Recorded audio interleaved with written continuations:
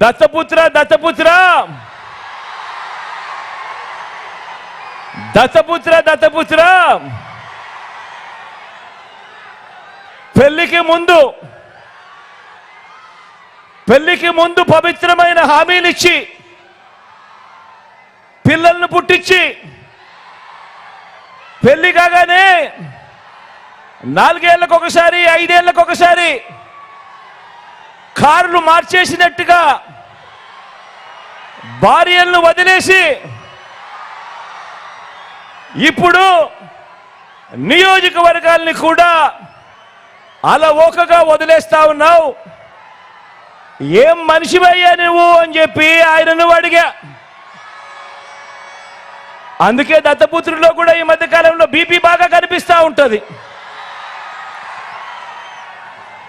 అయ్యా దత్తపుత్ర, ఒకసారి చేస్తే పొరపాటు, మళ్ళీ మళ్ళీ చేస్తే దాన్ని అలవాటు అంటారయ్యా దత్తపుత్ర. పవిత్రమైన సాంప్రదాయాన్ని నడి రోడ్డు మీదకి తీసుకురావడము, ఆడవాళ్ళ జీవితాలను చులకనగా చూపించడము ఘోరమైన తప్పు కాదా అని అడుగుతా ఉన్నాను. ఇది నేను అడిగితే తప్పు అట. నిన్ను చూసి ఇదే తప్పు ప్రతి ఒక్కరూ కూడా చేయడం మొదలు పెడితే, ఇలా 5 ఏళ్లకొకసారి 4 ఏళ్లకొకసారి భార్యలను మార్చడం మొదలు పెడితే అక్క చెల్లెమ్మలు బ్రతుకులేం కావాలి అని కనీసం ఆలోచన కూడా చెయ్యని ఈ పెద్ద మనిషిని నువ్వు చేస్తా ఉన్నది తప్పు కదయా అని అంటే చాలు, ఆ పెద్ద మనిషిలో కూడా బీపీ విపరీతంగా పెరిగిపోతుంది. ఇలా ఇలా ఇలా ఊగిపోతా ఉంటాడు. చేతులు ఊపేస్తాడు, కాళ్ళు ఊపేస్తాడు, తల ఊపేస్తాడు, అన్ని ఊపేస్తాడు. ఆయన బీపీని అసలు తట్టుకోలేము. జగన్, నేను మాట్లాడుతా భీమవరంలో నేను ఎందుకు మారిపోయాను, భీమవరం నుంచి ఎందుకు వెళ్ళిపోయాను చాలా బాధపడతా ఉన్నాడు. జగన్కి అడుగుతున్నా, మరి ఇక్కడ ఉన్న ఎమ్మెల్యేని ఎందుకు ఇక్కడి నుంచి పక్క నియోజకవర్గానికి ఎందుకు పంపించేసావు? 70 నియోజకవర్గాలకు సంబంధించిన ఎమ్మెల్యేలు ఎందుకు మార్చావు? నోరు ఉంది కదా అని చెప్పి ఇష్టం వచ్చినట్టు మాట్లాడదు. జగన్కి ఒకటే చెప్పదలుచుకున్నావు, నువ్వు మాట్లాడితే క్లాస్ వార్ అని మాట్లాడుతూ ఉన్నావు. మీకు తెలుసు కదమ్మా క్లాస్ వార్ అంటే. ఇక్కడ ఉన్న ఆడపడుచులందరికీ, పెద్దలందరికీ, యువకులందరికీ చెప్తా ఉన్నా, క్లాస్ వార్ అంటే ఏంటి? డబ్బున్నోడు పేదవాడిని దోచుకోవటం. ఎవరిని దోచుకున్నారు? జగన్ పేదవాళ్ళని దోచుకున్నారా, మేము పేదలకు అండగా నిలబడ్డామో మీరే ఒకసారి ఆలోచించుకోండి.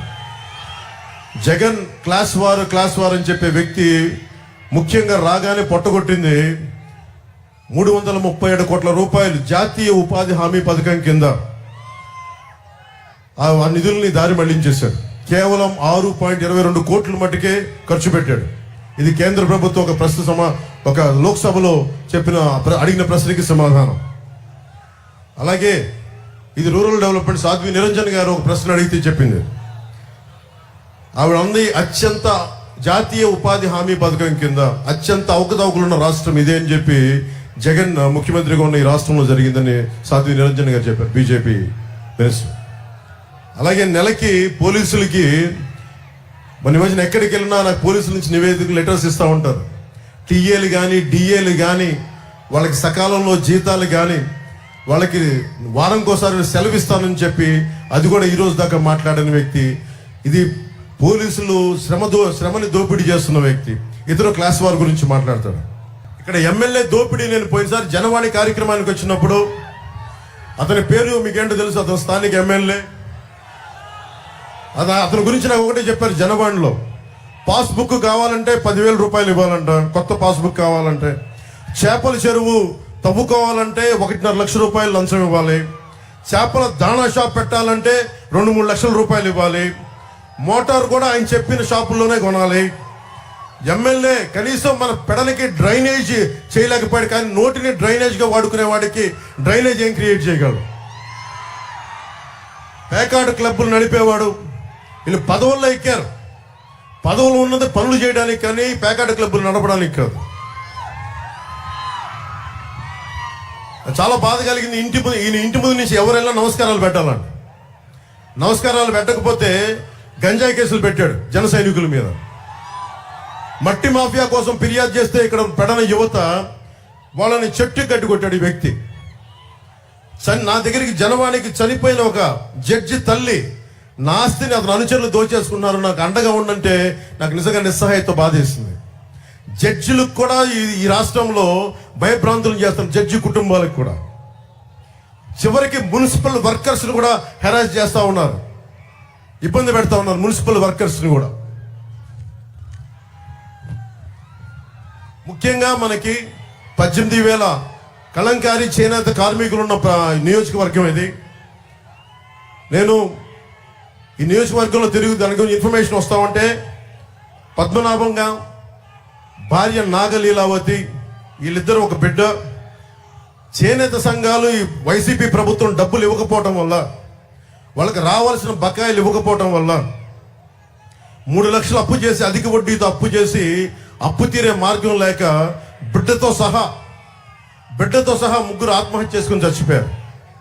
అలాంటి చేనేత చావులు ఉండకూడదు, అదే మా ఆకాంక్ష, అదే మా ఆశయం.